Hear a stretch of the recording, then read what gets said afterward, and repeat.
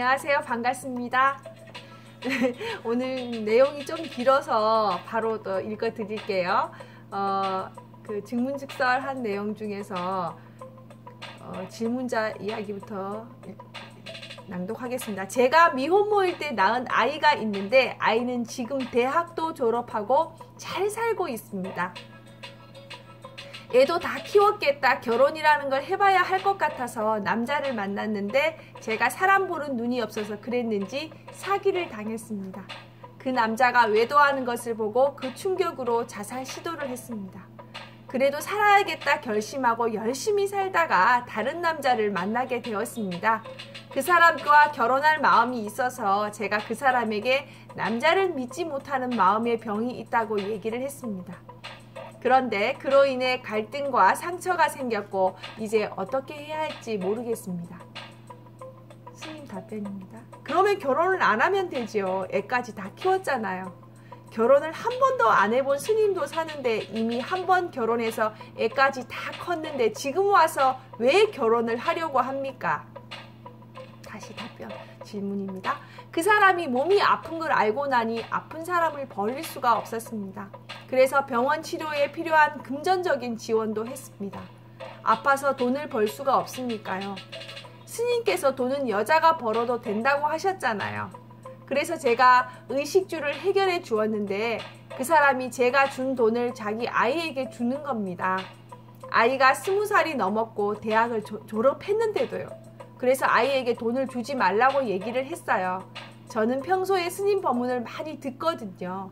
스님께서 20살 넘은 자식한테는 돈을 지원하지 말라고 얘기했다고 하니까 저보고 어디 가서 이상한 얘기를 듣고 와서 그런다고 싫어합니다. 스님 답변입니다. 그건 잘못한 겁니다. 다시 질문자. 제가 잘못했습니까? 다시 스님 답변. 돈을 주고 안 주고는 내 인생이니 내가 결정해서 안 주면 됩니다. 하지만 간섭을 하는 건 안 됩니다. 이미 준 것을 가지고 이렇게 써라 저렇게 써라 하는 건 남의 인생에 간섭하는 겁니다. 내가 안 주면 되지 주고 나서 이렇게 써라 저렇게 써라 얘기하는 것은 옳지 않습니다. 바보 같은 짓입니다. 질문자가 스님한테 보시를 하고 안 하고는 질문자의 자유입니다. 하지만 질문자가 제게 돈 10만 원을 주고 나서 저를 따라다니면서 그 돈을 이렇게 써라 저렇게 써라 된장찌개 사 먹지 말고 국수 사 먹어라 이렇게 간섭을 하면 안 됩니다. 다시 질문자. 저도 인간인지라 돈을 주었는데 그러니까 스님 돈을 안 줘야 됩니다. 질문자가 자신이 좋아하는 남자한테 돈을 주듯이 그 남자는 자기가 좋아하는 아들한테 돈을 주는 것이 당연한 겁니다. 질문자는 아무 관계없는 외간 남자한테 돈을 막 주잖아요. 그런데 자기 아들한테 주는 것이 왜 문제입니까? 제가 볼 땐 질문자가 좀 이상합니다. 성경에 남의 눈에 티끌은 보면서 자기 눈에 대들보는 못 본다 이런 말이 있어요. 지금 질문자는 그 남자 눈에 있는 티끌은 보고 내 눈에 있는 대들보는 못 보는 겁니다. 나는 그저 좋다고 남의 남자한테 돈을 막 주면서 자기 자식한테 돈 주는 걸 잘못됐다고 시비할 수 있을까요? 질문자. 그래서 저도 이 사람을 그만 만나야겠다고 생각을 하는데요. 이 사람이 다른 여성을 또 만나거든요. 스님. 질문자는 그 남자와 결혼을 한 사이입니까? 질문자. 결혼은 안 했습니다. 스님.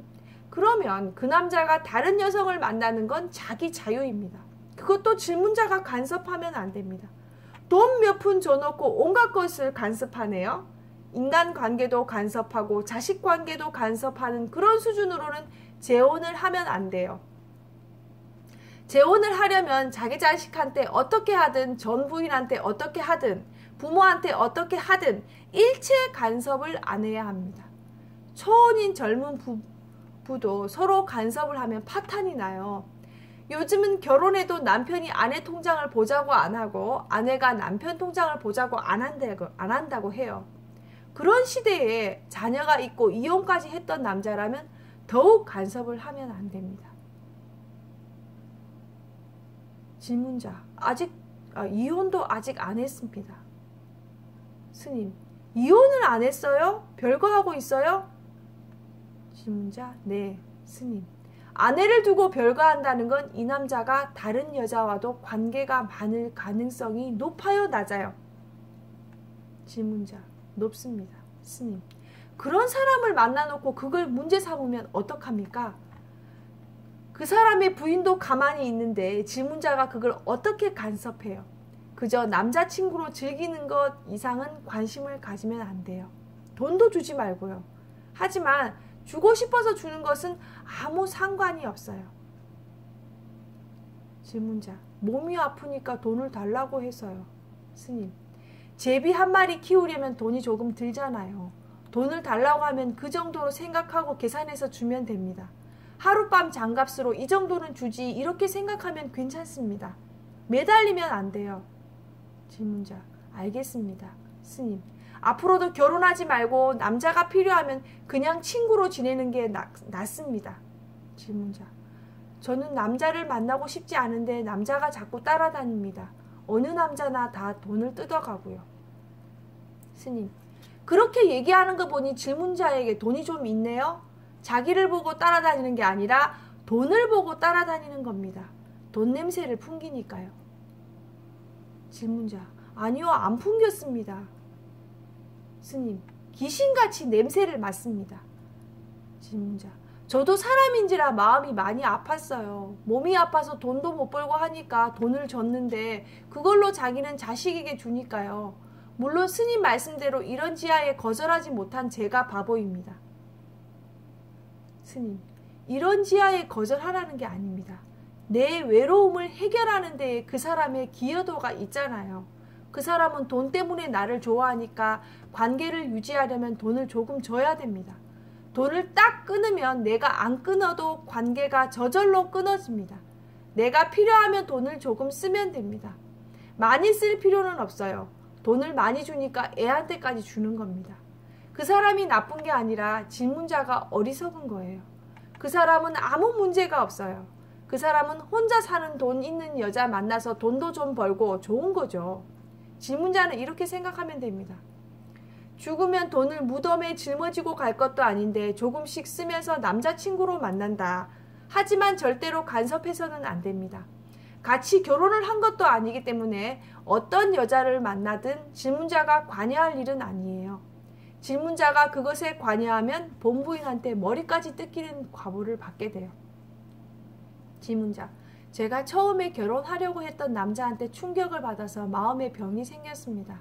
내 남자가 딴 여자를 보면 너무너무 죽을 것 같아요. 이건 어떻게 치료하면 될까요? 스님, 내 남자라는 게 없다. 이렇게 치료를 해야 합니다. 지금 질문자는 내 남자가 있다고 생각하니까 상처가 되는 겁니다. 내 남자라는 건 없습니다. 각자 자기 인생을 사는 겁니다. 사람은 본래 어떤 사람을 만나든 자유롭게 만날 수 있습니다. 다만 결혼할 때 서로 약속을 하는 것뿐이에요. 우리 둘이 만날 동안만큼은 서로 다른 이성을 만나지 않는다고 합의를 하는 거죠. 이렇게 살다가 만약에 약속을 어겼다면 약속을 깨면 됩니다. 그 남자를 나무랄 수 있는 권리는 없어요. 질문자, 저도 그 약속을 해달라고 그랬어요. 다른 여성이 생기면 서로 깨끗하게 만나지 말자고 했는데 그 약속을 어겨서 제가 단절을 한 상태입니다. 스님, 그럼 됐지요. 그게 왜 상처가 됩니까? 그 사람 입장에서는 돈이 좀 있는 여자와 예쁜 여자에게 양다리를 걸쳐서 조금 더 지내보고 평가를 하고 싶은 마음일 거예요. 그건 이해가 되죠. 그런데 질문자는 그게 별로 안 좋은 거잖아요. 몰랐을 때 몰라도 그 사실을 알았다면 내 쪽에서 끊어주면 됩니다. 질문자, 그렇게 끊었습니다. 스님, 그런데 왜 상처가 됩니까? 질문자, 저를 만나는 동안은 다른 사람을 만나지 말아달라고 했는데 그 사람이 약속을 안 지켰습니다.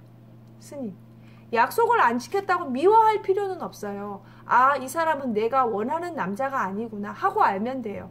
내가 원하는 남자가 아니라면 관계를 끊으면 됩니다. 나는 네가 좋지만 다른 여자와 이중으로 만나는 남자는 싫다. 끝내자. 이러면 돼요. 옛날에는 결혼한 상태에서 이런 문제가 생기면 법적으로도 간통이라 해서 재임 취급을 했습니다. 지금은 결혼을 했더라도 이런 문제는 법적으로도 개인의 영역이에요. 두 사람이 결혼하는 것은 사적인 약속이지 국가 권력이 개입할 사안이 아니라는 겁니다. 그래서 간통죄가 폐지되었어요. 이건 경찰이 관여할 일도 아니에요. 물건을 뺏은 것도 아니고 때린 것도 아니니까요. 국가 권력이 개입할 문제가 아니라 민사 문제입니다. 두 사람의 돈거래처럼 약속을 한 사람이 어겼기 때문에 이혼 사유가 될 뿐이에요. 그런데 두 분은 결혼도 안 했기 때문에 아무런 관여할 권리가 없어요. 오케이, 그동안 당신 만나서 재미있었다. 나중에 보자. 빠이빠이, 사요나라 이러면 되는 일이에요. 질문자, 예, 결정했습니다. 감사합니다. 스님과의 대화를 통해 해법을 찾아가는 질문자의 모습에 청중들도 큰 박수로 격려의 마음을 보냈습니다. 스님은 질문자를 위해 조금 더 적나라하게 몇 마디를 덧붙였습니다. 저런 분은 착하기는 한데 좀 끈적끈적합니다. 쌀과자처럼 바삭바삭해야 됩니다. 약속이 서로 어긋나면 오케이, 그래, 나는 당신하고 안 맞다. 그동안 고마웠다. 다음에 보자. 이렇게 하면 되지 원망할 필요는 없어요. 자식도 다 키운 아줌마가 그것 때문에 징징대면 꼴사납고 추해요. 스님이 너무 구박한다고 욕하지 마세요. 질문자는 이렇게 스님한테 구박을 받아야 정신을 차려요. 혼자 살고 돈이 좀 있으면 주위에 남자들이 뱅뱅 돕니다. 이때 자기를 좋아하는 줄 착각하면 안 돼요. 돈 냄새 맡았구나 이렇게 생각을 해야 해요. 내가 가진 게 돈밖에 없으니까 괜찮은 사람 있으면 같이 좀 지내고 안 그러면 끊으면 돼요. 사랑을 걸고 나는 사랑했는데 너는 배신했다 이러면 추해집니다. 나이가 70이 다 된 스님에게 어떤 아리따운 처녀가 다가와서 스님 사랑해요 라고 말하면 이게 있을 수 있는 일이에요? 있을 수 없는 일이에요. 상식적으로는 일어날 수 없는 일인데 일어났다면 상대는 누구일까요? 꽃뱀입니다. 이게 웬 떡이고 이런 마음이 들면 지약의 가능성이 높아요. 즉 그 사람은 꽃뱀일 가능성이 높아요. 이렇게 점검을 하면 안 속습니다. 대부분의 사람들은 이게 웬 떡이고 이러다가 넘어가는 거예요. 네, 여기까지입니다. 어제 제가 재혼한 친구 결혼식장에 갔다 왔거든요. 그래서 이 내용이 참 또 가슴에 와 닿았습니다. 그래서 읽었습니다. 오늘도 행복하시고요. 건강한 하루 보내세요.